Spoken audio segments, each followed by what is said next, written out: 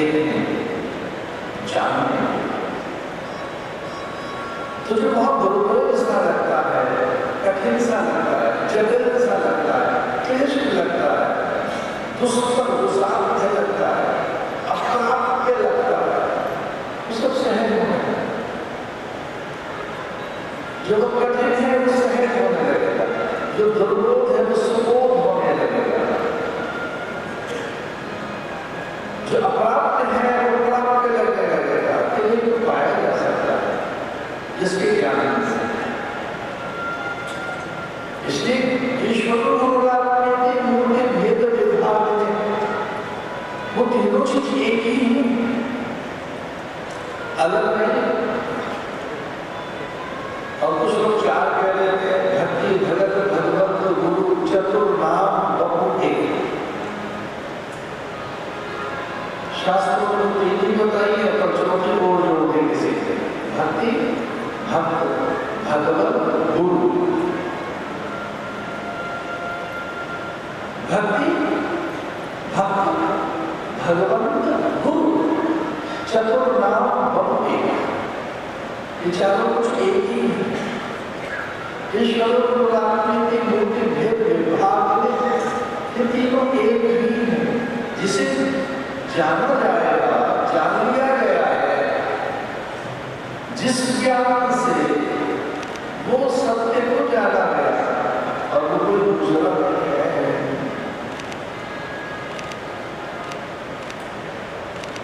आपसे भिन्न है सारी चीजें, रंग रूप आकार नासिका कपोल भाल चुट स्कंद वक्षस्थल, आपसे भिन्न है। आप ये देखिए, आप शरीर नहीं है, ध्यान रखना, शरीर बिल्कुल अलग है आपसे।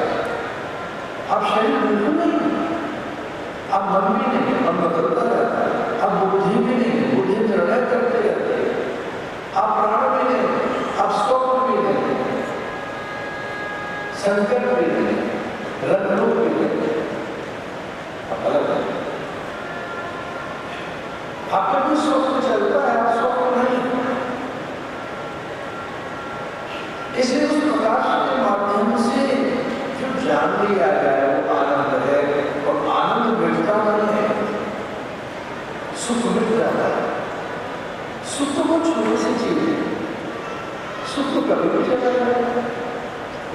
सुख इंद्रियों से आता है, चला जाए, दृश्य से आता है, पदार्थों से आता है, घटनाओं से आता है, चेहरों से सुख मिलता है। कभी कभी किसी एक का चेहरा देखने से सुख मिलता है, 20-25 साल के बाद उसको देखना नहीं चाहते, अब दुख मिलता, अब विरक्ति हो गई। कभी कोई पदार्थ दृश्य घटनाएं आपकी प्राथमिकता में, अब वो पूरी तो आपको स्मृति तक नहीं है, अब जानते नहीं कौन सी चीज आत्मा में आपकी प्राथमिकताएं थी। कभी कभी लगता था कि इनके जिए कैसे, अब वो स्वप्न में आते हैं, विचार में स्मृति उनकी ज्ञान तक नहीं होती है। इसका वो सुख नहीं था, तो सुख तो ज्यादा आता है, और ये सुख तो मन की ऊपर है। सुख तो मन की ऊपर है, ये तो चार चीजें जानता है, मन कुछ नहीं जानता। मन की बहुत जानकारी है, ध्यान रखना, मन बहुत ज्ञान नहीं है। मन को 2, 4, 5, 6 बातें आती है, इससे ज्यादा कुछ नहीं। क्या क्या सुख दुख मान अपमान हानि यश अपयश तेरा मेरा, बस इससे ज्यादा कुछ नहीं पता है। मन इतना ही अच्छा है, चाहे दुखी हो गए और सुख है, इसमें तो अपमानित हो गए हुआ, इसमें तो नाम मिल गया है, थोड़ी जेल पड़ा जाए, अब थोड़ा सा हारते हुए से दिखाई दे रहे हैं, और लोग जीत गए। ये जो हार जीत है, ये सुख दुख है, मान अपमान, ये द्वंद्व, ये सारे इंद्रियों से, और इसका नाम आनंद नहीं है। आनंद तो कुछ और है, आनंद तो है ब्रह्म, आनंद तो परमात्मा। और जब कभी इसका स्मरण होता है तब आनंद आता है। ध्यान रखना, भगवान की स्मृति में आनंद है, जगत की स्मृति में आनंद है। आनंद भगवान की स्मृति में है, उससे अच्छी कल्पना करो। सर्वोत्तम स्मृति कोई है तो भगवान की, सर्वोत्तम कल्पना है तो भगवान को, सबसे निकट कोई है तो भगवान। हमारे लाख अपराध क्षमा कर देने भगवान, जिन्हें हमारे पाप कभी दिखते नहीं वो भगवान। पाप हमारी कभी भगवान को नहीं दिखते, कभी नहीं। यमराज को देखते होंगे, भगवान को तो नहीं देखते। चित्रगुप्त देखता होगा हमारे कर्मों, भगवान नहीं समझ, भगवान ऐसा अच्छी बात क्या होता है, उन्हें उधर पता नहीं है, तो पतित पावन है, पावन है। सर्व हुए जीव हुए जबरी, जन्म कोटि अधर नासहि तबहि। यहाँ तक करोड़ों जन्मों के पाप उनकी निकटता में मिट जाता है। तबहि नासहि तबहि। अरे संसार है क्या? ये संसार ही सुख जाता है। हमसे देखा जाए तो भवसागर अब सूख गए, फिकर नहीं हो तर नहीं। जिस भवसागर से गले गए दुखी, ये क्या है?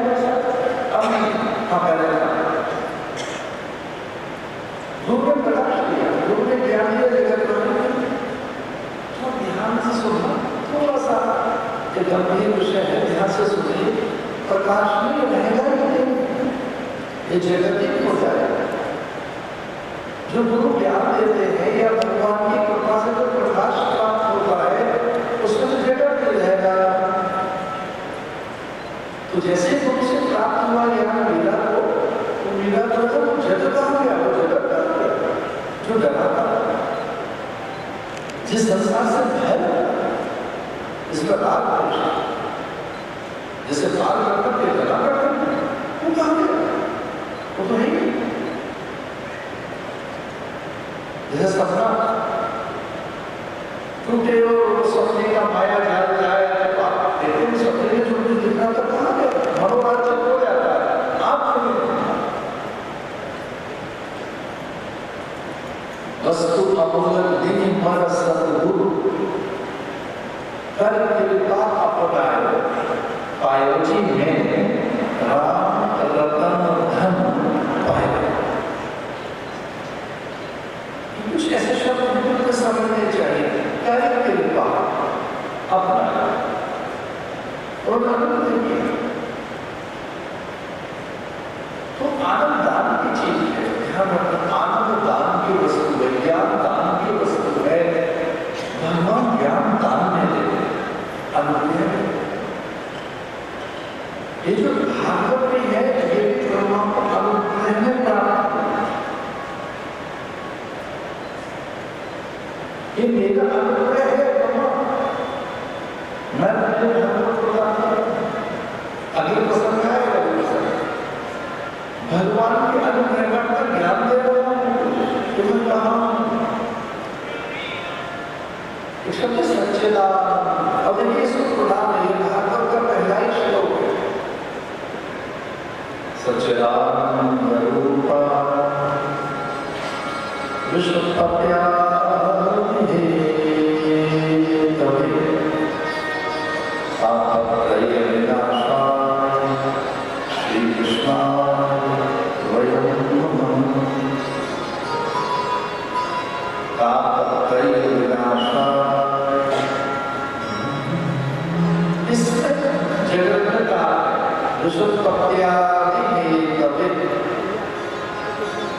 विश्वोत्पत्ति, इसका अर्थ करता है विश्वोत्पत्ति माने विश्व की उत्पत्ति आदि, पोषण भरण प्रलय स्थिति संहार, ये भगवान ने बनाया जगत। हम सब विश्वोत्पत्ति हे कभी, और जगत में क्या है? जगत में क्या? जगत में दुख है, ध्यान। अन्यथा तो बालक जन्म लेते ही रोता एक कार्य करता हंसता कार्य हो जाता आनंद बालक को रोना आ जाता है जन्म के साथ ही रोता बालक जन्म लेते रो रहा है बालक भी रो रहा है और माँ को भी दर्द प्रसव में माँ को भी पीड़ा बालक को भी दर्द तो जगत का जो आरंभ है संसार का जो आरंभ है सांसारिक जो संवेदनाएं हैं उनमें पहले दुख ये तीन चीजें दुख देती है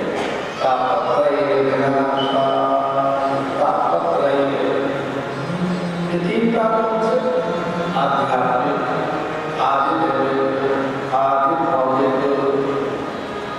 ये आदि भौतिक आदि आध्यात्मिक जैसे रामचंद्र अयोध्या में आए थे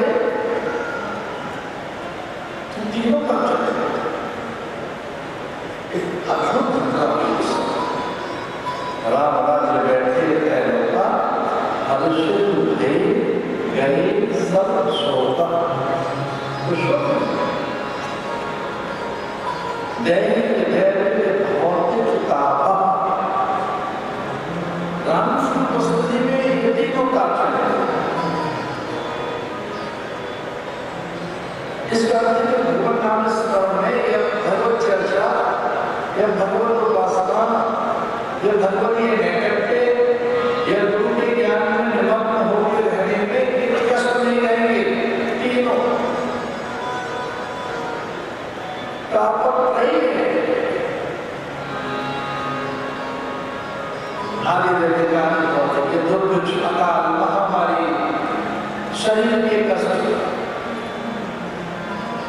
अरे शरीर के जो कष्ट है शरीर के दुख है वो तो औषधि आदि से मिट भी जाते हैं पर मन के तो कहाँ मिलते हैं मन का भय मन की चिंता मन के संशय मन के दुराग्रह मन की मूढ़ता मन का चांचल्य तेरा से मिलता है शरीर की तो क्या नहीं है कई बार कुछ उचित उपचार कर लेने से औषधियों के सेवन कर लेने से मिल जाएंगे और मन के संशय कैसे जाना तो जो मानसिक व्याधि है स्वस्थ होने का केवल शरीर से आप स्वस्थ नहीं है कुछ लोग केवल शरीर और शरीर से स्वस्थ और मन से भी होना चाहिए mentally fitness emotionally economically socially religiously spiritually fitness कुछ लोग केवल ऐसे शरीर से फिट दिखाई दे रहे हैं और mentally unfit socially spiritually religiously culturally economically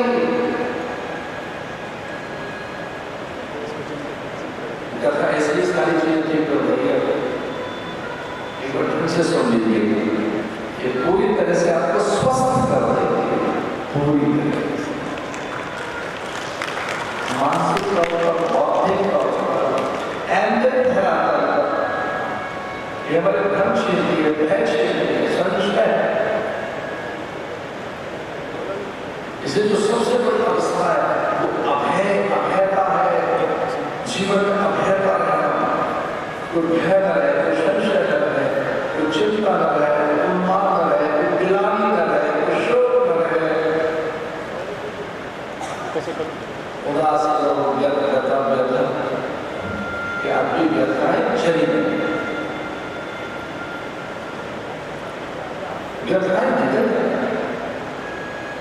आपके घर में गए संशय निकल गए आपके अभाव चले क्योंकि एक अभाव को बनाई रहता है वह कमी थोड़ी कमी चल रही तो सम्मान की कमी है सहयोग की कमी है लोग आदर नहीं करते बहुत अपनापन नहीं मिलता उनसे जो जिनकी घर में कमी नहीं है जिनके मन में कमी है वो कमियां निकालते रहते हैं थोड़ा और होता है सम्मान मिलता सरकार मिलता कुछ संवेदनाएं से हो जाता है कुछ सहानुभूति देता है तो अपनापन देता है वो निकटता नहीं मिल रही है सब कुछ मिल गया उससे निकटता नहीं मिली मिला तो सब कुछ है मगर नाम नहीं मिला जो तो आपको मैच करता होगा उनके साथ,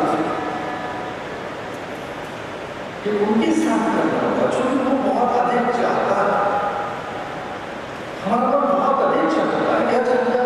सम्मान, सुख, सहयोग, संवेदना, अपनापन, प्रेम। ये अंबर जितना आदर चाहता है, थोड़ा सा आदर नहीं चाहता, वो बहुत आदर चाहता है। आकाश जितनी इसकी मांग है आदर की, बहुत आदर हो, हमें बहुत अनुकूलताएं मिले, सब जगह से अनुकूलताएं मिले, शारीरिक अनुकूलता, मानसिक बौद्धिक अनुकूलता, प्रकृति से अनुकूलता, पर्यावरण से अनुकूलता, दिया बाती करने देवताओं के देवता हमारे अनुकूल हो जाएंगे, व्रत पूजा कर देव हमारे अनुकूल हो जाएंगे।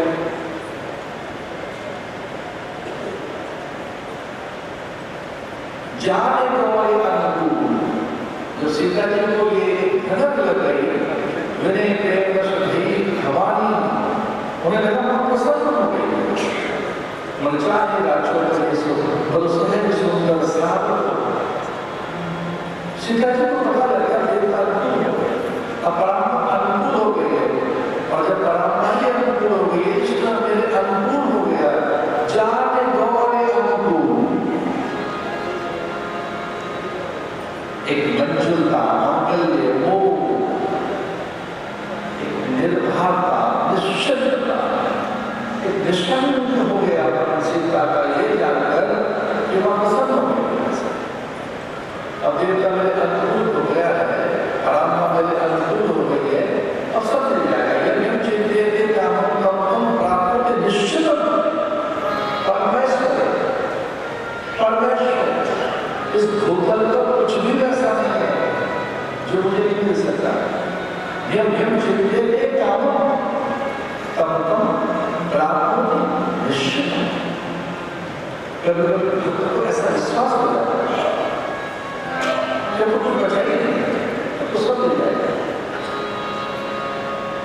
इसलिए जो भागवत का ये पहला श्लोक है, इसमें बड़ा तापत्रय विनाशाय श्री कृष्ण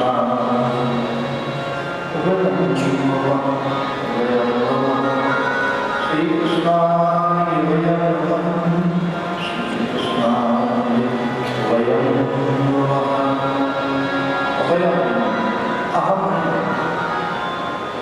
ये पारमात्मिकता है, ये समष्टि कल्याण की भावना है, ये ऋषि का स्वर है।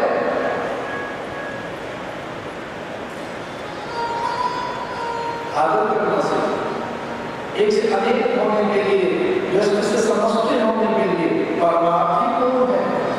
इसके भैंस जगत व्यास ने ये भागवत का जो पहला श्लोक रचा, यद्यपि ये पद्म पुराण से लिया गया, भागवत का महात्मा पद्म पुराण में लिखा गया। पुराण के जो प्राचीन है, महर्षि वेदव्यास हिमालय में, और पद्म पुराण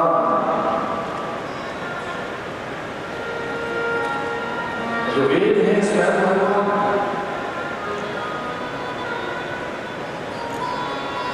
भगवान ने कहा कि मैं स्वयं प्रकट होऊंगा, ब्रह्मा को भी भगवान ने कहा। अब भगवान ने कहा मैं अत्यंत प्रसन्न हूँ, अरे चतुरानन मैं ये ज्ञान देता हूँ। तो भगवान स्वयं वेद, भगवान ने अपना ज्ञान दिया और उसे ज्ञान ब्रह्मा को।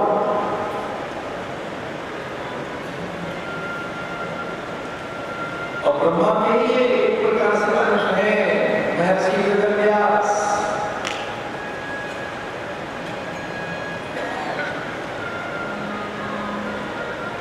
नारायण से ब्रह्मा, ब्रह्मा से वशिष्ठ, वशिष्ठ शक्ति, शक्ति से पराशर और पराशर से व्यास, व्यासाय विष्णुरूपाय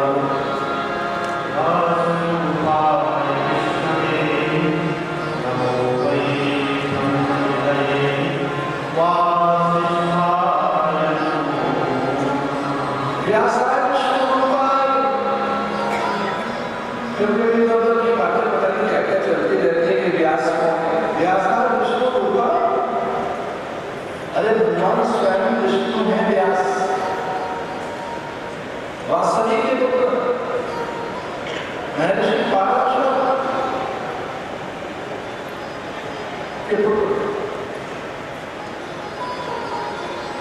और महर्षि गिने गिनाए हैं, वो तय है, कुछ कम ज्यादा नहीं हो सकता। आप कुछ और हो सकते हैं महर्षि में, महर्षि मरीचि मरुगुण देवगुण ये सब तय है।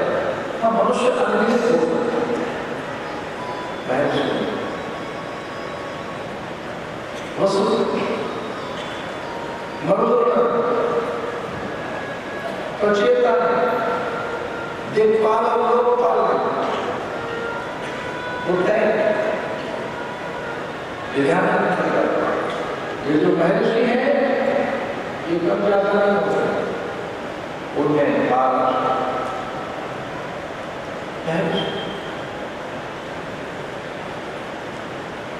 वैसे तो व्यास का नाम कृष्ण है, पाराशर ने तो अपने पुत्र का नाम कृष्ण ही रखा। वो द्वीप में पैदा हुए कृष्ण द्वैपायन, द्वीप माने व्यास कृष्ण द्वैपायन, ऐसे व्यास जो भगवान विष्णु का ही अंश है, भगवान का ही अंश है। जैसे आपने और हम सबने हैं तो भगवान ही भगवान।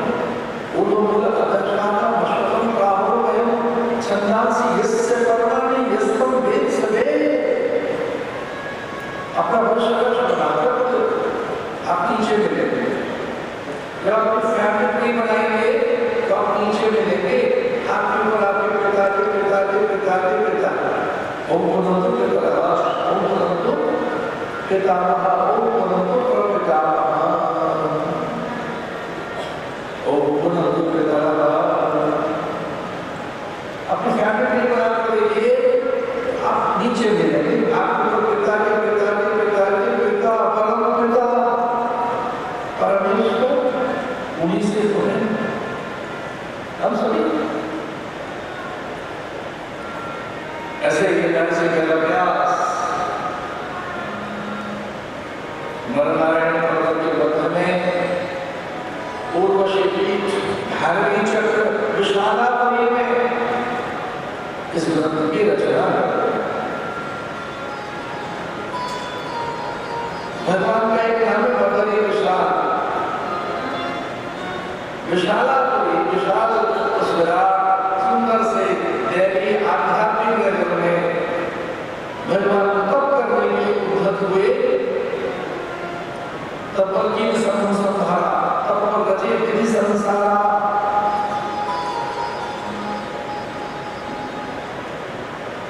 ध्यान है तप, जो तप है उसी से सृष्टि। जब ब्रह्मा जी प्रकट हुए तो बहुत लंबे समय तक भी उन्हें पता ही नहीं लगा करना क्या चाहिए। तब उनके दो शब्द कानों में आए थे। ध्यान रखना, ब्रह्मा जी ने जो दो शब्द पहले सुने वो आपको सुना। ब्रह्मा जी के कान में ये दो अक्षर आए पहले,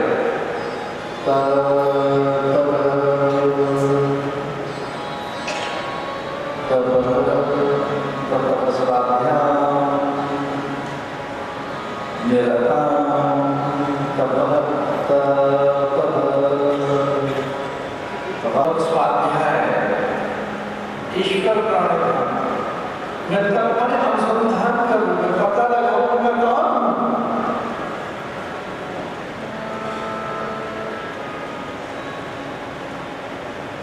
एक बहुत गरीब के साथ, विचार के साथ, ज्ञान के साथ हम तब करके एक अभ्यास करो और एक दिन नौ से तो कुछ घंटे का जब बोलेंगे उतना जब आवश्यक हो तब बोलेंगे, आवश्यकता है तो बोलेंगे, नहीं तो नहीं बोलेंगे। तो सचमुच आपको मौन उतार आएगा। जो बोलना है ये गुरु आदेश है। गुरुजनों ने कहा कुछ और मत करना, एक ही बात करना, सत्य ही बोलना।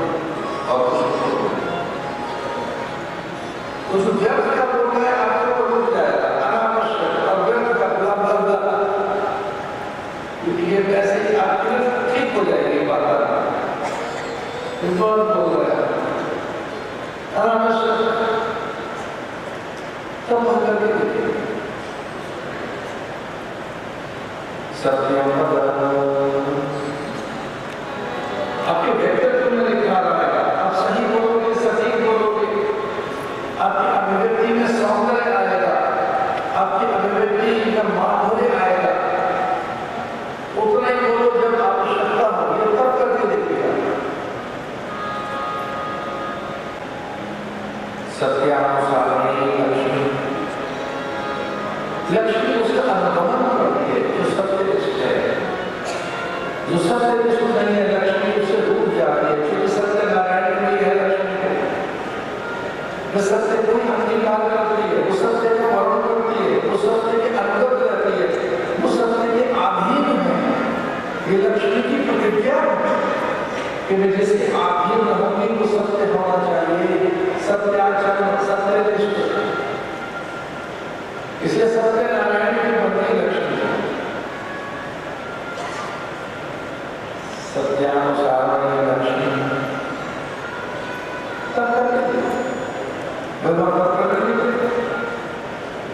भगवान ने कहा लक्ष्मी से कि हमारा मन तब कर रहेगा।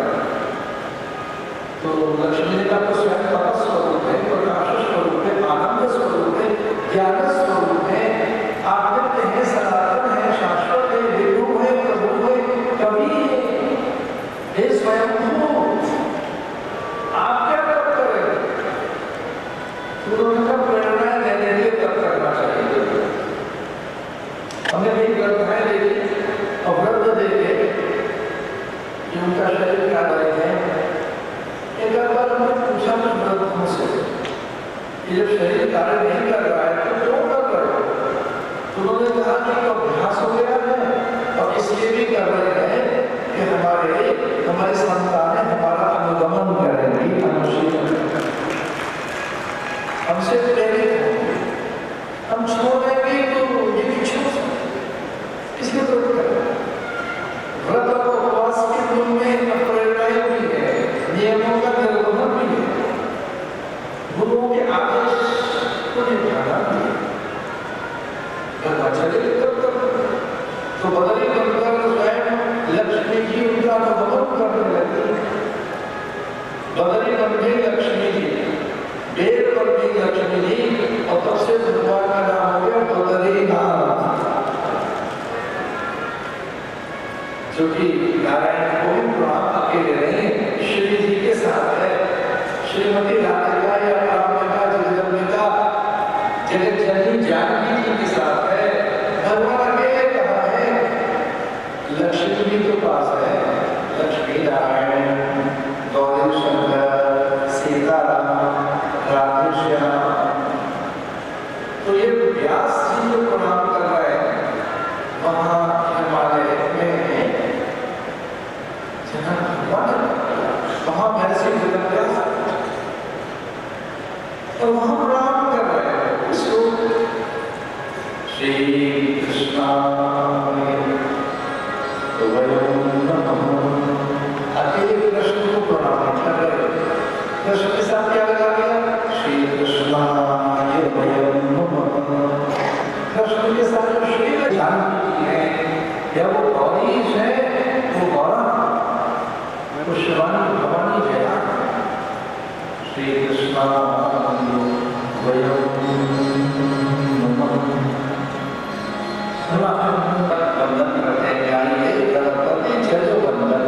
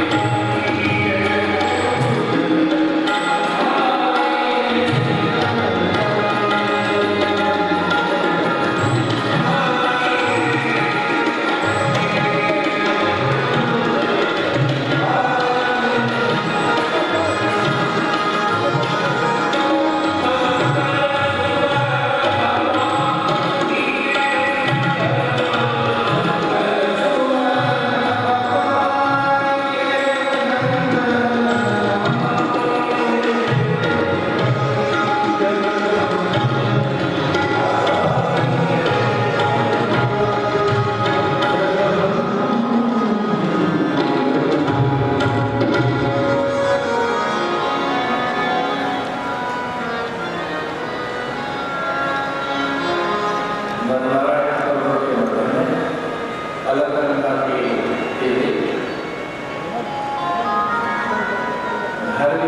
पूर्व से जहाँ भगवान कन्या के धाम सतबदरी बद्रिका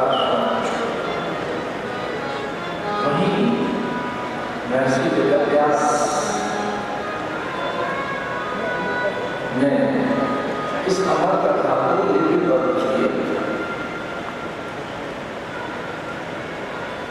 यद्यपि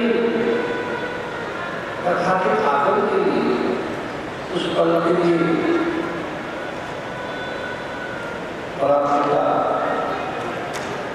पार्वती ने आंखें मूंद ली।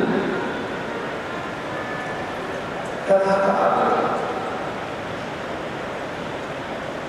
कथा का आदर करना चाहते थे, इसलिए कुछ पल का उनका आलस्य से, कुछ पल का उनका प्रमाण मृत शब्द में प्राप्त हुए। सुखदेव ने कथा सुनी, इसलिए कथा में एक पल का भी प्रमाण लग रहा है, एक पल का भी आलस्य लग रहा है। ये बड़ा शब्द है। हम सोचिए कथा में प्रवेश कर रहे हैं, क्या do's and do not, क्या हो क्या ना हो, प्रमाण आलस्य अपरमते गवे शरदतन्मयो भवे। अपरमत रहिए, सावधान सहन रहिए, चलिए एक एक शब्द लेकर ये अमर कथा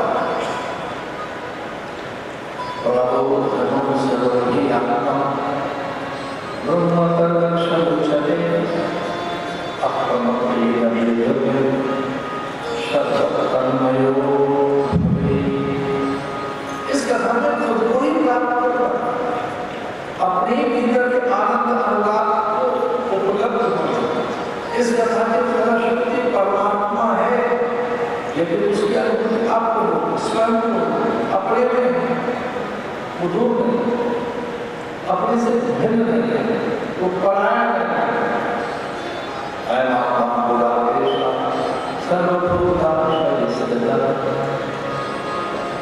हमारे जीव सनातन, हम भगवान के सनातन अंश हैं, हम भगवान के सनातन बीज हैं, हमें वो है, हमसे दूर। इसे चार महावाक्यों में अगर प्रवेश करें तो वो यही है, तत्त्वमसि तत्त्वमसि, तत्व का तो वही है, भिन्न नहीं। ज्ञान से उस ब्रह्म की अनुभूति की जा सकती है। आया वो उससे अलग नहीं, वही है। अहम ब्रह्मास्मि, आप जैसा करेंगे वैसा होगा, जो उसको करेंगे। इसे कथा ध्यान से सुनो। कथा में ब्रह्मानंद की अनुभूति होगी, परम सत्य की अनुभूति हो सकती है। कथा का फल स्वयं परमात्मा, ये भगवान के मामले में नहीं है जो मुकुट आप देख रहे हैं। ये भगवान के शरीर पर मस्तक पर मुकुट देख रहे हैं, ये भगवान के बाद में मूर्ति है, भगवान के बाद में प्रतिमा,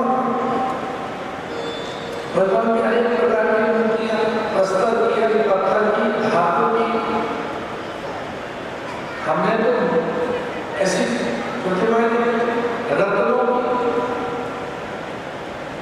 अरे स्वर्ण प्रतिमाएं नहीं लेके हमने रजत और स्वर्ण की प्रतिमाएं पता नहीं क्यों थी, हमने तो रत्नों की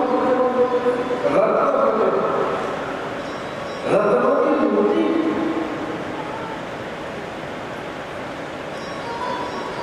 महादेव को ऐसे एक मिट्टी के घर में भी करता नहीं हो जाता, पार्थिव शरीर में बनाया जाए, मिट्टी के एक कण में हर रंग का जो शंकर है।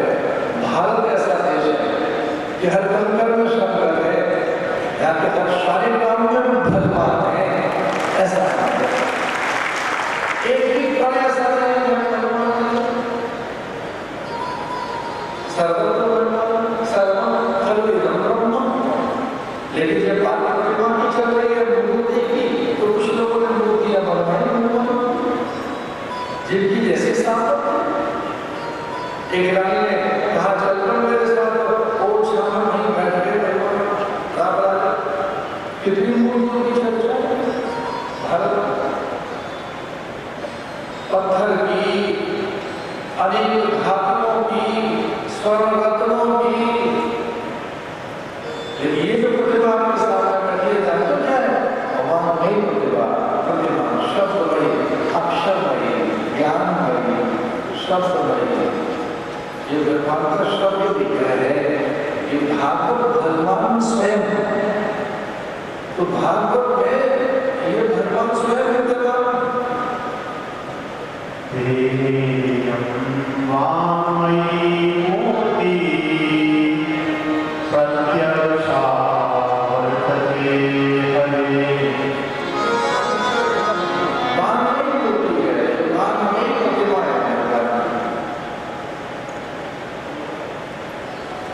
हम भागवत की चर्चा कर रहे हैं, तो ये भागवत सुखदेव के बारे से, यद्यपि ये भागवत तो सबसे पहले ब्रह्मा को, ये अद्भुत है कि भगवान ने कहा कि पहला ज्ञान मैं तुझे ही दे। भगवान ने ब्रह्मा को भागवत दी, ये कहते हुए मेरा अनुग्रह है, तुझे देता हूं। और आइए ध्यान से सुनो, ये 4 श्लोकों में आपको पूरी भागवत सुनाई जा रही है, तो सुनो ध्यान से।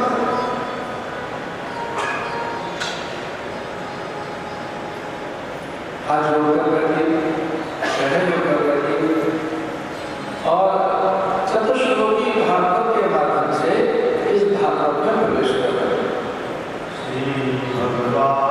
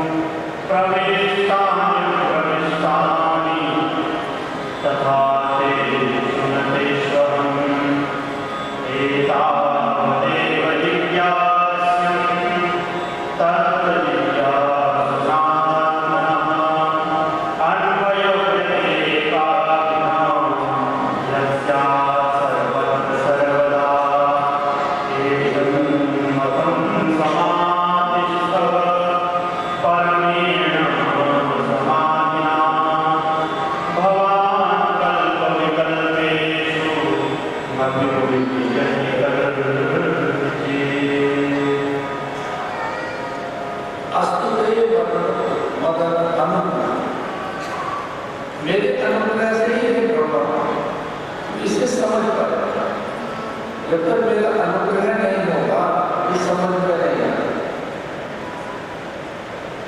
इसलिए भगवान कृपा साधन है, साधन साधन भगवान साधन से भगवान कृपा साधन साधना करनी चाहिए। बिना साधना के परिष्कार नहीं होगा, पवित्रता नहीं आएगी। साधना माने अनुशासन, साधना माने अनुष्ठान। साधना करके नियमों का गर्व हम, लेकिन भगवत प्राप्ति केवल साधन से नहीं, यह वो साधन दे तुम्हारी कृपा पाप कोई को, ऐसा लिखाया है। यह वो साधन दे, ये जो भगवत प्राप्ति है, ये गुरुवाणी, ये जो भगवत प्राप्ति है, यह वो साधन दे, ये तो कृपा से है। भगवान साधन साधन नहीं, साधना इसलिए कि आपको पवित्रता है, अंदर परिष्कार हो, अंदर की निर्मलता आप लगे,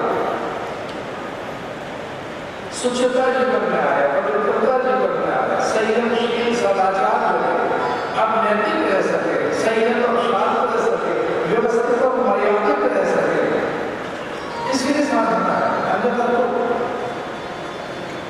भगवत कृपा से वो चीज हाथ लगे।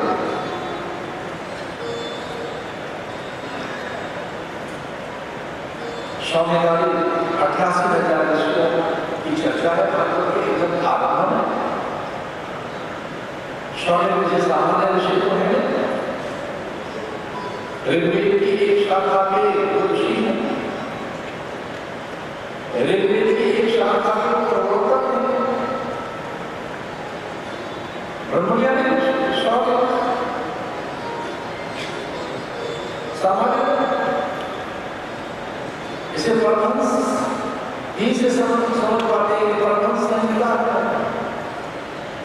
इस सामान्य जनों में है कि नहीं, क्योंकि अमृत है तो सामान्य जन भी इसका पालन करें तो कर जाएंगे, पर ये भैया सामान्य नहीं है। भागवत का ज्ञान सामान्य तो परमहंस संहिता परमहंसों के लिए जो पहुंच गए उनके आनंद के लिए। एक और बात पता है, ये उनका विलास है, आनंद विलास, कृपा विलास, हासोल्लास विलास।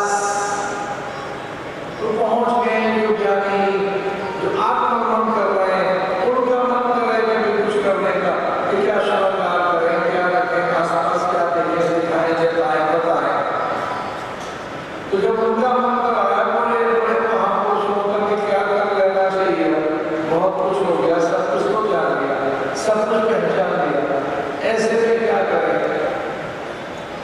तो उनको आता है जब ऐसे में भागवत सुन रहे,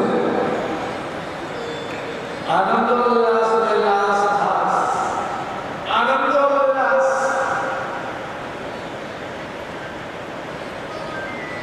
स्वामी का 88,000 ऋषियों की चर्चा है। ऋग्वेद में वो एक नहीं अनेक ऋचाओं के ज्ञाता, अनेक श्रुतियों के ऋग्वेद का आचार्य, ऋग्वेद का प्रवर्तक, एक शाखा का वो अद्भुत एक शाखा के प्रवर्तक है। सामान्य नहीं है, ब्रह्मज्ञानी आपको करते हैं, ईश्वरों को करते हैं, उन्हें कुछ जानना नहीं था, लेकिन 88,000 ऋषियों के बीच में बैठे हैं तो क्या करें। तो मुझे ऐसा लगा कि चलो समय है तो कथा भाई आनंद ले लेते हैं। और उन्होंने अपने मन में सूत्र जी को देखा, महामती सूत्र जी, बड़े कुशल महामती सूत्र, महामती प्रज्ञावान, विद्यावान, गुणवान, शीलवान, ऐसे ब्रह्मलता जिनके पास ब्रह्मलता महाराज जिनके पास श्याम का संस्कार, जिनमें मेरे संसार खेलता ही नहीं, ऐसे साधु हो कहते हैं उसी को, जिसमें संसार नहीं रहता है उसी के हम साधु भी। ये दो काम बड़े प्रचलित है, एक साधु और दूसरा संसारी। संसारी नहीं जिसके संसार रहता है मन में, और बाहर में संसार जो संसार में रहता है और उसके मन में भी संसार रहता है। साधु को जो संसार में रहता है और सच मानिए उसके मन में संसार नहीं रहता, उसके भीतर संसार। साधु को जिसके भीतर संसार है उसकी सांसारिकता चली गई हो, पारिवारिकता चली गई हो, उसके बाहर भीतर को एक ही चीज रहती हो, वो बाहर भीतर केवल उसी को देखता हो, समस्त कल्याण के निमित्त और स्वार्थ के वशीभूत एक का होके जीता हो, उसे साधु कहते हैं। साधु के भीतर संसार नहीं रहता, सच माने नहीं रहता। पानी पे लगेंगे खींच कर देखो टिक नहीं पाएंगे, कभी चुपके से एकांत में पानी पे लगेंगे खींच के देखो, वो कितनी देर रह पाएंगे? ठीक है, साधु का संसार दिखता है, वो उतनी देर रहता है साधु के भीतर संसार, जितनी देर लगी खींची खींचती गई गिरती गई गिरती गई। साधु के भीतर कितना सा संसार होता है, प्रशांत भाई का संस्कार, उसे आनंद रहता है, ईश्वर को उसका शोक चला गया होता है। साधु परम प्रकाश में रहता है, परमानंद में रहता है, अल्लाह होता है साधु, वो अपने आनंद से अलग रहता है, जो परम प्रकाश है वो साधु। ऐसे ही सुखी जिनमें संसार स्वामी जो ब्रह्म ज्ञानी है 88,000 ऋषियों के साथ बैठे हैं और उन्होंने कह दिया कि वो हमें कथा सुना।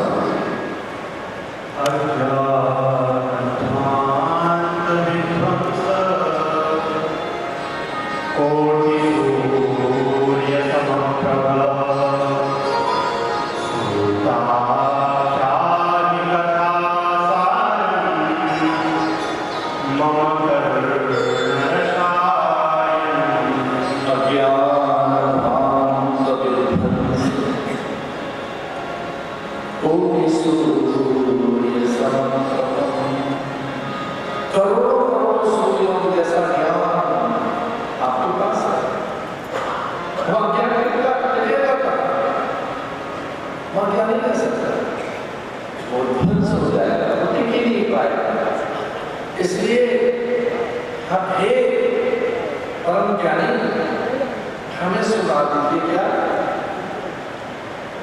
सुता कथा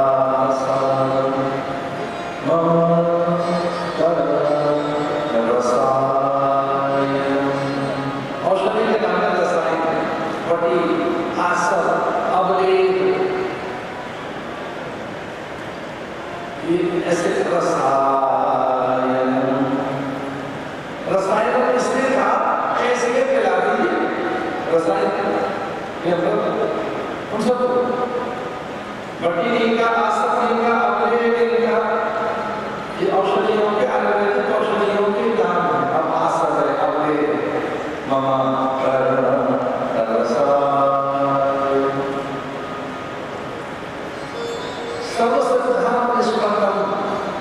संसार भय नाशक कि संसार के भय का जो नाश कर देती है, संसार रहने नहीं आता इसको सुनने के बाद और फिर कुछ करना शेष नहीं रहता। और जिसमें सारे सिद्धांत आ जाते हैं, सर्व सिद्धांत निष्पन्न, सारे सिद्धांत उसमें आ जाते हैं, वैदांत, शुद्धांत, विशिष्टांत और सारी क्रियाएं फलीभूत हो जाती है, जिसे सुनने के बाद सब कुछ प्राप्त हो जाता है। संसार भय नाशक, संसार का भय रहता है कि संसार ही नहीं रहता, भय का भय संसार रह जाता है, फिर वो दुविधा में नहीं जाती है, तो धैर्य नहीं रह जाता है, अल्पता नहीं रह जाती है, शंका नहीं रह जाती है, तो कष्ट नहीं रह जाता है। इसे सुनने के बाद मैं सुना देता हूँ, ये बड़ी अद्भुत कथा है। और महाराज जी वह हिमालय में पहुंचे हैं, अहो धन्यों से शुरू हुई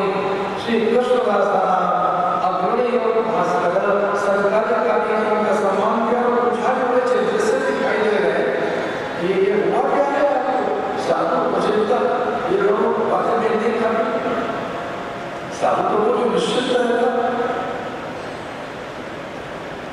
यदि साधु को चरित्र देते हैं तो वो लोक कल्याण की कामना उनके भीतर है, ये ध्यान रखना। साधु परमार्थ के कारण देख लेगा, वो सावधान होकर तो बताओ परमात्मा ही साधु के रूप में प्रकट होता है, ईश्वर ही साधु के रूप में।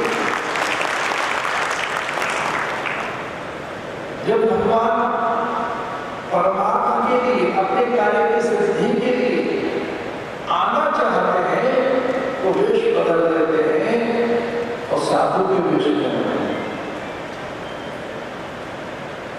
भगवान सत्संग के लिए, शुभ संग के लिए, धर्म रक्षण के लिए, अपने कार्य की सिद्धि के लिए भगवान साधु का वेश बनाते हैं। और ये करोड़ों करोड़ों भारतीयों के मन में बैठा है कि साधु नारायण स्वरूप होता है। मैं तो आपने से बहुत से लोग इस बात को जानते हैं, आपने से पता नहीं कितने लोगों ने देखा कि जब मैं नागाओं की दीक्षा करता हूँ तो संन्यास देता हूँ, ऐसे लगभग 12-13 लाख नागा संन्यासियों को अब तक मैं संन्यास उनको यही क्यों कहते हैं ओम नमो नारायण, ओम संन्यास्तमय, ओम भुवा संन्यास्तमय, ओम स्वः संन्यास्तमय, ओम सर्वं संन्यास्तमय।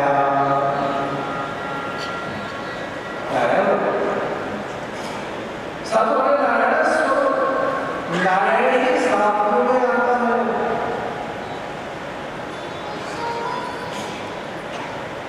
भगवान स्वयं में देव खोला गीता में अपने विभूति उनका वर्णन और चुपके से अर्जुन को बात करता, अर्जुन को अपनी विभूतियां बताते हुए भगवान कहते हैं अरे अर्जुन मैं कहाँ कहाँ देव। अर्जुन को बताने लगे कि नदियों में गंगा, वर्षों में हिमालय पर्वतों में हिमालय में। अर्जुन ने इसे बताया कि मेरा मन कुछ और नहीं, साधु ही मेरा मन है, नारद मेरा मन है। नारद क्या है? मेरा मन है। कुछ लोग ऐसा कहते हैं हमारे मन में आता है, ऐसा करता है, हमारे मन में आया ऐसा करता है, मनोरुचि। एक शब्द मना का, एक शब्द मनोरथ, एक मनोभावना। जो मन इच्छित है, मन अभीप्सित है, मन कल्पित है, मन इच्छित है, मन याचित है, कुछ लोगों के मन में कामना, मन की स्पृहा, मन की लालसाएं, मन की वासनाएं, मन की ऐशवाएं। तो नारद कुछ और नहीं, भगवान का मन है। तो जब कभी भगवान का मन कुछ करना चाहता है तो नारद के माध्यम से करते हैं। अगर नारद आपके जीवन में आ गया और नारद का अंश का साधु आपके जीवन में आ गया है तो विश्वास कीजिए भगवान ही आपके जीवन में आए।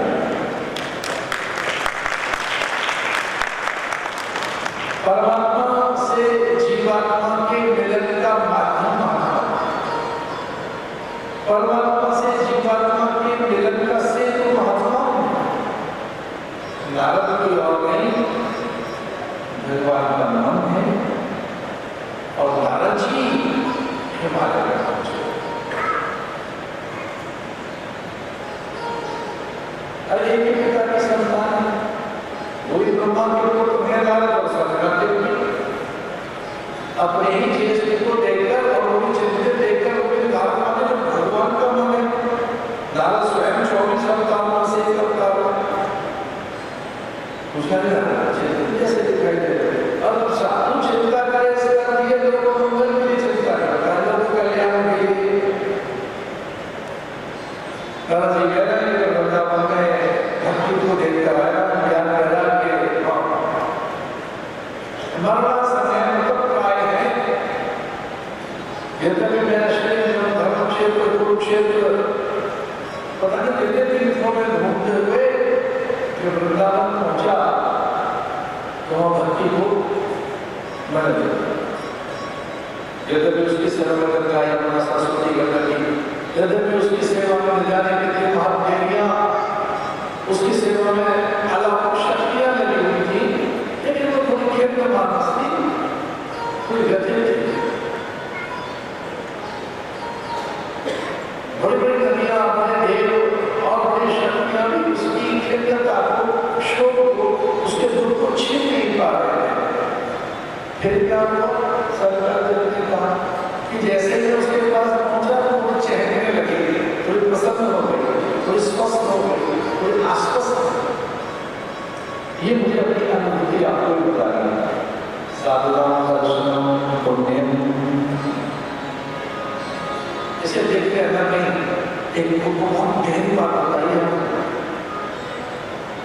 अचानक अगर आपके अवसाद है, भय है,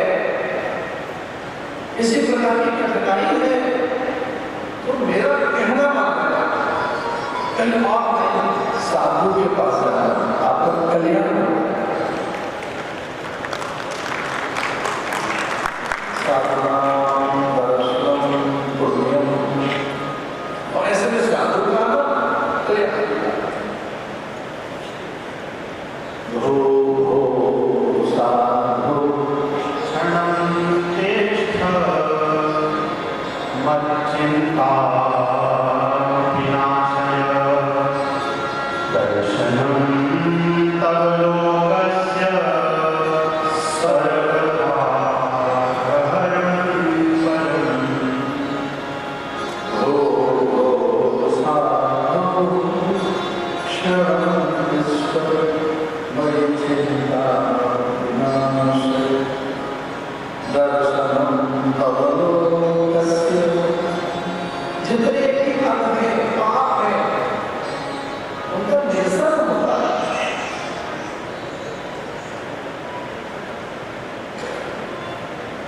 हमें कोई महात्मा मिले उत्तरकाशी में, हिमालय में, सन्यास की बहुत शैशव अवस्था, तो क्या भाग्यशाली क्षण रहे होंगे।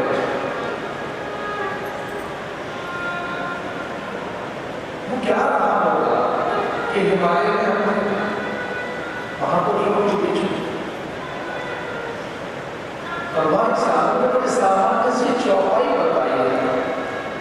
वो कोई सत्संग करते थे, लेकिन मुझे तो पहली बार मिले। सरला तपस्या जिसे अपहरण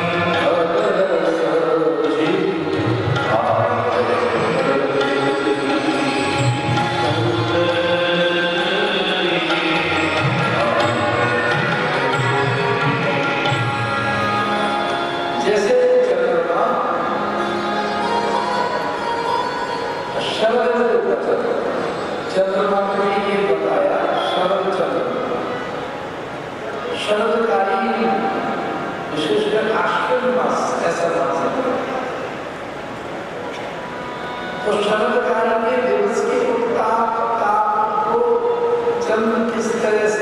हरण कर लेता है रात्रि में। संत दरस जीवी संत दरस जीवी, जिस प्रकार से अश्विन काल शरद ऋतु के उत्ताप को उसकी दिवस की जो ऊष्मता, दिवस की जो व्याकुलता, उसे चंद्र की किरणें अपहरण कर लेती है, उसे सौंप लेती है।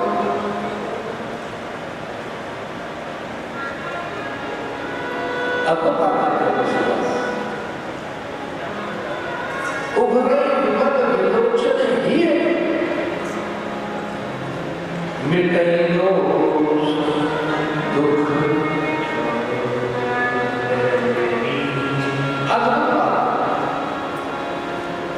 उभरे विपद विलोचन ही मिटई दोष दुख भव रजनी। सामान्य सी बात करेगी, उनका तत्व उनकी ऊष्मा ऊर्जा, उनमें जो एक ब्रह्म विद्या है, यह हमारे पापों का निरसन,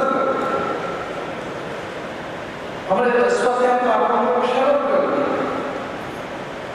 हमें एक आश्वासन देता है, ब्रह्म ज्ञानी का आत्मा एक आश्वासन देता है। हम सहज होते, स्थिर, शांत, प्रशांत, निर्बंध, निर्भीक, हमारे भीतर एक सहज, एक विश्रांति, भो भो साधो क्षमंत सुख। अति अचानक आनंदित हो गए, जो मेरा भय न चला गया, मेरे भीतर की चिंताएं कहाँ गई। अरे कौन आया ऐसा अचानक कि अब मैं आनंदित हूँ, प्रफुल्लित हूँ। मेरे लोगों तो ये मरे पड़े, इनका जो शोक था, इनका जो गहरी जो वेदना थी, एक बार में छिप गई। वो कौन आया अचानक ऐसा? मजेदार अब नारद तो भगवान का मन है, भगवान ने जो है उसे निकल भक्ति की समस्या से। अब हमारे में एक बहुत अच्छे संत ने कहा, और वो हमें अनुभव हुआ कि हमारी जितनी वेदनाएं हैं, जितने हमारे द्वंद्व हैं, जो हमारी दुविधाएं हैं, और जो हमारी व्याधियां हैं, उनकी औषधि और उपाय हमारे आसपास ही होता है, भले ही हमें न दिखाई दे। जितनी दुविधाएं हैं, जितने भी कष्ट हैं, जितनी व्याधियां हैं, व्याधियों से मेरे आपसे शरीर की व्याधि से जितनी सांसारिक दुविधाएं, दैन्य, अल्पता, रिक्तता, शून्यता, अवसाद, जितने भी हमारे मानस रोग, बुद्धि की विकलता और शरीर की भी व्याधि, यद्यपि आरंभ में तो ऐसा विश्वास नहीं हुआ, लेकिन कुछ दिन जब उनकी बातें सुनी तो हमें प्रत्यक्ष भी अनुभव हुआ कि हमारी व्याधियों की औषधियां हमारे आसपास हैं। कई बार लोगों से एकदम नहीं जाती, कई बार औषधियां छोटी रहती है। संजीवन जी को इस बात का बहुत कष्ट था, बहुत दुखी थी संजीवन। हनुमान से बात उसने प्रार्थना, एक बार को भी गया मैं छुट्टियों में याद आपको देखकर मैंने अपने अपने आप को आवरण में क्यों हो गया, कुछ देर करके आपको मुझे पहचान करना है। यदि आप अपने लिए नहीं ले रहे थे, वो तो आपको लक्ष्मण के लिए चाहिए थे। मैंने लक्ष्मण के प्राण दे दिए हैं, मैं राम से अपने नहीं कर रहा। मुझे बहुत हैरत, क्या देवादेव महादेव स्वयं भगवान महादेव मेरे पास आए और मैं छुप गई। मुझे उसी समय प्रकट हो जाना चाहिए था, मैं छुप गई पत्थरों में और आपको पहाड़ लेके जाना पड़ा। सुशैन को पता लगा भाई ये संजीवनी है, तो मैंने कहा कि ये तो कोई चिंता नहीं, बातें नहीं, क्यों शोक करती है, क्यों अपने मन में एक दुख रखती है। जो महंगी चीजें वो तो छुप के रहनी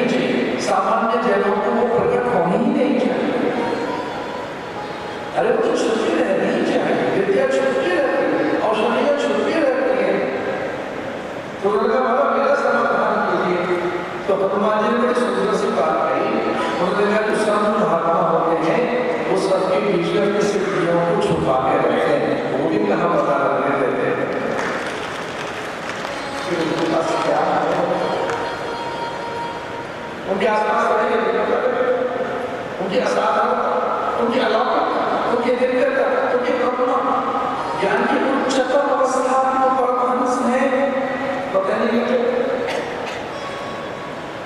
संजीवनी का समाधान हुआ नहीं, लेकिन राम ने उनका समाधान किया ये कहकर अत्यंत मूल्यवान वस्तु की रक्षा होनी चाहिए। अरे संजीवनी तो स्वभावतः अपने आप में ऐसी है, जहाँ सतियां होंगी वो आवरण होगा ही है।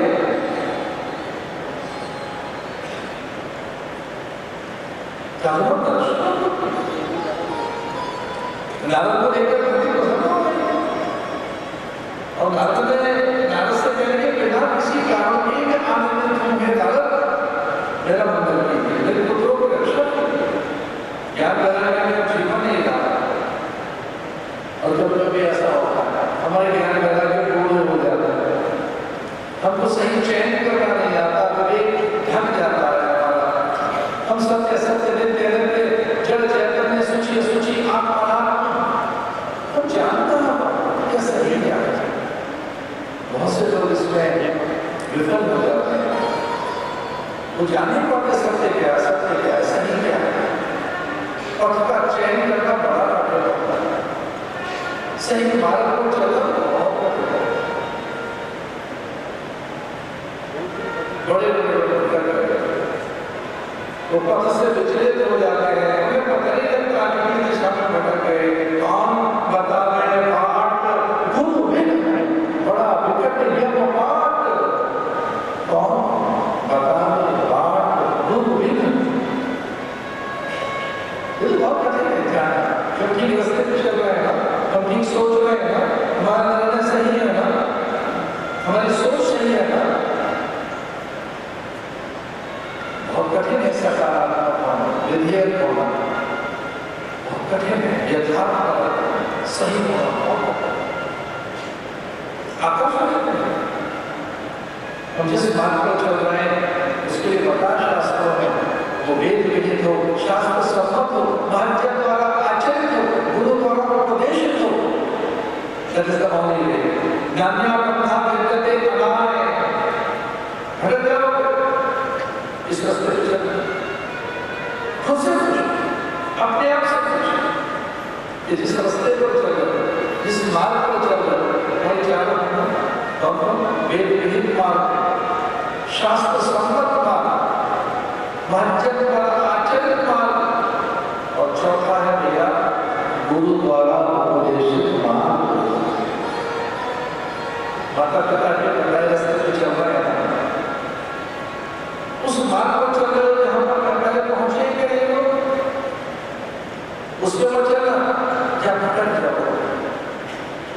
इसलिए उपनिषदों ने बताया उत्तिष्ठ जागृत प्राप्य वरान्य बोधक शुभस्य धारा निशिता भगवत्या दुर्गम पथस्थ कवयो वदन्ति, दुर्गम पथस्थ कवयो वदन्ति। उन्होंने कहा है ये बड़ा कठिन है, लेकिन बड़ा आता है, उसके कठिन सही हो गए कितना कठिन इस तरह सब तो ये कठिन सत्य नहीं है, सरलता तो सत्य नहीं है, लेकिन अच्छा लगता क्या पढ़ा था महा जब ये गतस्य पढ़ा। अब इस तरह पूछ रहे हो इस रास्ते से चले, दिन जैसे महापुरुष गए और वहां जाकर पहुंच गए, उस रास्ते से चलना क्या पढ़ा था, इस रास्ते से चले। महा जन्म ये गत सफल था, वो मार्ग है, चलेंगे, सोचेंगे, वह सफल होगा। जीवन का साफल्य वहाँ है, जीवन की सफलता, उत्कर्ष वहाँ है, उन्नयन वहाँ है, ऊंचाई आपकी प्रतीक्षा कर रही है। पर मार्ग से अरे ये रहेंगे सब, ये मिलेगा सब सबसे, और वो बिना भगवान ने स्वयं निर्णय दी थी नारद को, नारद वहां पहुंच गए थे और नारद जी ने विचार करके कहा कि अभी लौटा बताना ये ज्ञान वैराग्य कैसे जीवित हो। पहले तो परिषदों का कुछ ज्ञान करने लगे नारद, कुछ और पहले ज्ञान करने लगे नारद, लेकिन उनके उच्च स्तर यह था कि ज्ञान वैराग्य में जीवन नहीं आया। और फिर नारद जी को लगा कि हाँ अरे भक्ति में थोड़ी देर में लौटता हूँ। नारद जी मौसम संभाल गए, जब जाने के बाद हम कथा सुना देते हैं। और सुनने की बात ये कि चार को कथा हुआ सके और सुनने वाली है कि एक तो भक्ति और ज्ञान वैराग्य। अब नारद को टिकट कहाँ पे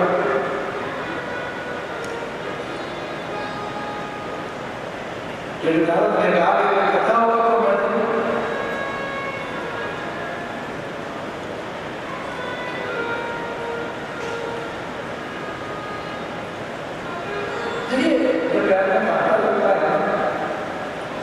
कांटा कांटे से ही निकलता है, कोई तलवार से नहीं निकलता, कोई नुकीली चीज से ही निकलता। और आप में से कुछ लोग जरूर ऐसे बैठे होंगे जिनके पैर में कांटा लगा होगा और नहीं लगाया तो छोड़ दीजिए, मैं तो मेरे को लगा देता है।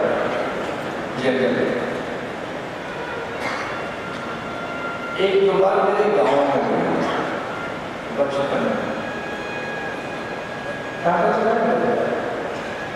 अच्छा जिसके पैर में कांटा लग जाता है वो कांटा ढूंढ रहा होगा एक और कांटा, पैर में लगाया कांटा, आप एक और ढूंढ निकालने वाला। और धीरे धीरे वो प्रक्रिया हमने देखी बचपन में कि आप किसके पैर पकड़ रहे हैं, आप धीरे धीरे कांटा पड़ जा रहा है, उसे निकालते हुए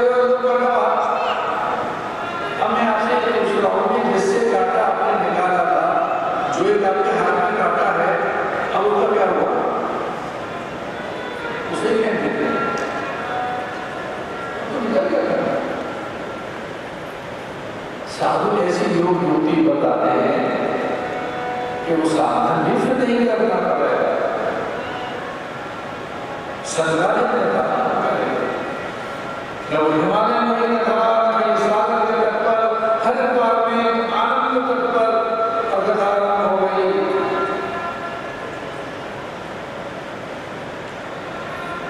भक्ति ने कहा नारद ने कहा भक्तों के भेजन और वही मेरे पुत्र भी कथा की बड़वती ज्ञान वैराग्य को जीवन। बस मुझे आपसे कथा जीवन देते, कथा विचार करना, कथा कथा प्रकाश, फिर आपकी योजना सही बनने लगेगी आपके द्वारा, आपके रचना आपका सृजन कुछ नया होगा, भिन्न होगा। एक बार सत्संग में आकर एक बार बैठकर तो देखो महापुरुषों के पास, आप कलात्मक बन जाएंगे। अच्छा है, सोच भिन्न हो जाएगी, दृष्टिकोण बदल जाएगा। और एक सामान्य शब्द है परिवर्तन, संदेह जीवन में एक परिवर्तन निसंदेह जीवन में। अगर आपने सत्संग सुन लिया, अगर आप सत्संग में जाने लगे तो एक चीज तय है, change and change and change. अब बदलने लगेंगे, अब बदलने लगेंगे, सच बदलने लगेंगे, आपका रूपांतरण होगा, आपका ट्रांसफॉर्मेशन होगा। आप वो नहीं रह जाएंगे जो पहले थे, फिर आप वो तो नहीं रह जाएंगे। आपकी व्यथाएं जाएंगी, आपके संशय जाएंगे, आपकी पूर्वाग्रह जाएंगे, आपकी मूढ़ता कटेगी, आपका चांचल्य घटेगा, आपका आलस हो जाएगा। और क्या हो जाएगा? आप सत्य में समाहित हो जाएंगे। वो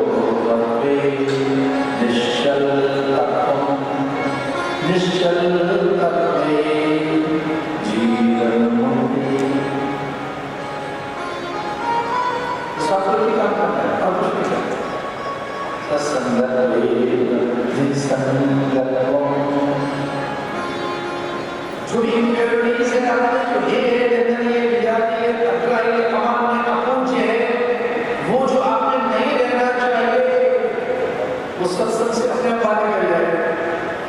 आप अगर सुनना भी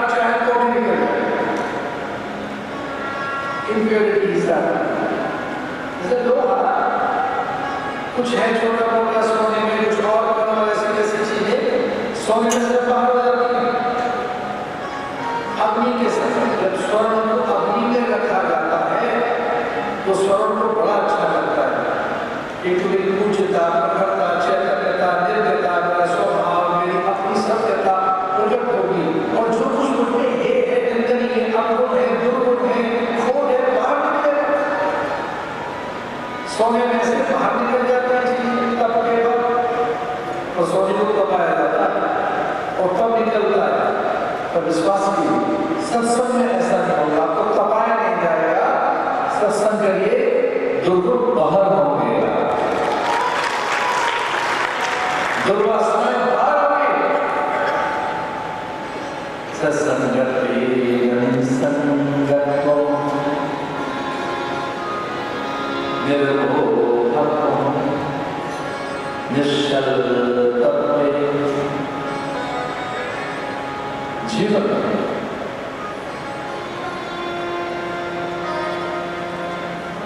सत्संग की बात है। इसलिए अपने ब्रह्मों को त्याग कर, भले आपको सब कुछ आता है तो भी सत्संग में जाओ। हमने बड़े बड़े महापुरुषों को देखा,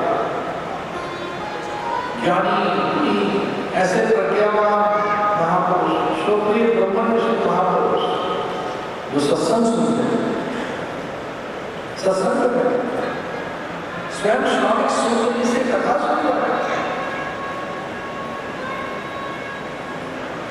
व्यास ने भी अपने पुत्र सुखदेव से कहा, यद्यपि तू ब्रह्म स्वरूप है, ईश्वर ही है, तुझे माया को छू नहीं सकती। अरे तो स्वयं शिव स्वरूप है, नारायण स्वरूप है, तो परमात्मा वो ही है, लेकिन मैं तेरा पिता हूं और तुझे माया छू नहीं सकती। तुझे सर्वथा सत्य ही है, तेरा सर्वभाषण सत्य है, तू सत्य है, लेकिन फिर भी एक चीज की कमी है। सुखदेव जी को स्वयं परमात्मा स्वरूप है, हाथ जोड़कर अपने पिता से कहने के लिए वो क्या है? बोले सत्संग की कमी है, तो सत्संग में जा, तो ईश्वर है सत्संग में। और राजा जनक क्या हमको भेजा, कुछ नया नहीं सीखा, वो जो जाना हुआ था वो परिपक्व हो गया, पुष्ट हो गया और अनुभव प्रखर हो गया। इसे स्वाध्याय में हमने किया सत्संग में अभाव है, उसे नहीं विचार नहीं निर्णय तो उमंग आ गया, तो उल्लास जब मैं झांक कर देखता हूँ मनुष्य में, आजकल तो मुक्तक मनुष्य चल रहा है, आजकल दक्षिणामूर्ति में प्रदेश है, वहाँ कुछ चल रहा है, बात क्या फिर उस दूसरे को रहने जाता और प्रकाश आनंद या उल्लास वो फिर कुछ और अनुभव करेगा। बड़े भाग्य का ये सत्संगा बहुकाल करके सत्संग यहाँ पर दिन का निरंतर ये होना चाहिए, तभी और सब संशय धन, तभी संशयों की निवृत्ति होगी। भाग्यो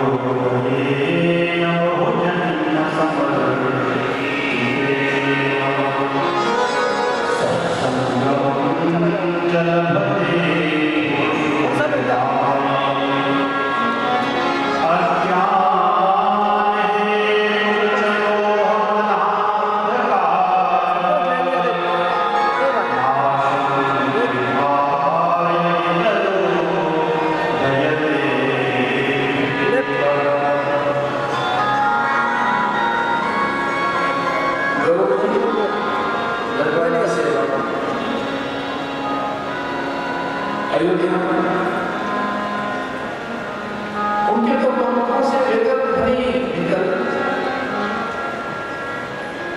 एक ऐसा संशय हो गया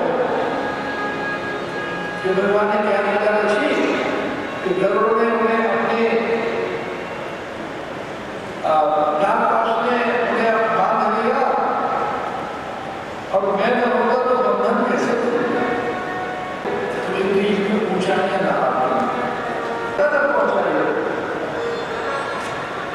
हमारे विवेक और त्याग से, हमारी योग की भक्ति से जो कुछ भी हमने किया है उसके कारण आज हमको ऊंचाइयां है, आज उनके पास है, अपनी संपदा है, धीरे धीरे में धूम है, जय जयकार है,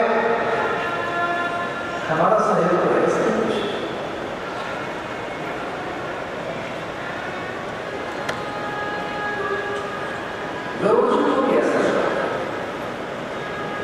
कि जब भगवान नाग राष्ट्र बन गए थे और इस प्रकार का बाण चलाया रावण ने कि नाग ने बांध लिया, मैं तो बदल रहा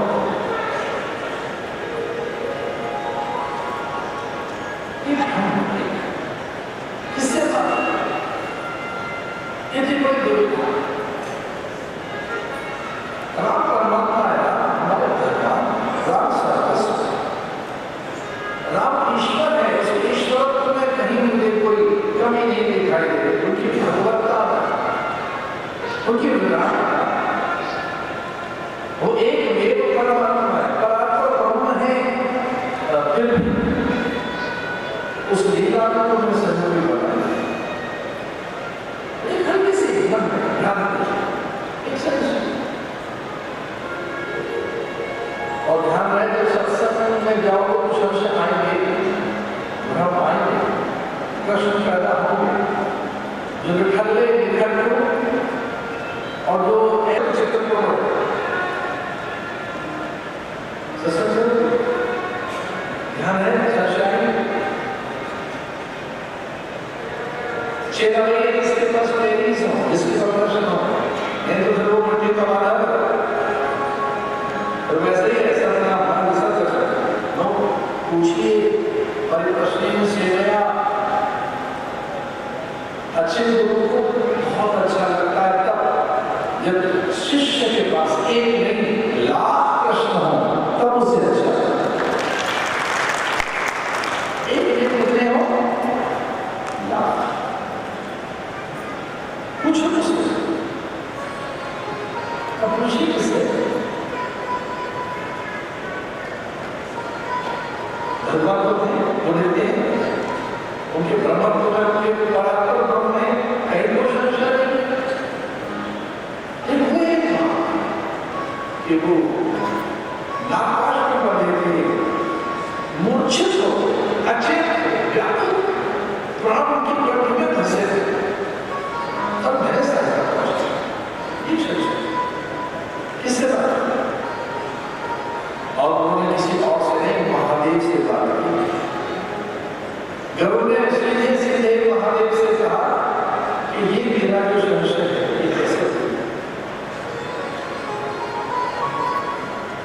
महादेव ने कहा कि ये संशय बस कुछ पल नहीं चला जाएगा, इसका उपाय तो हमको करेंगे जाइए उज्जैन अवंतिका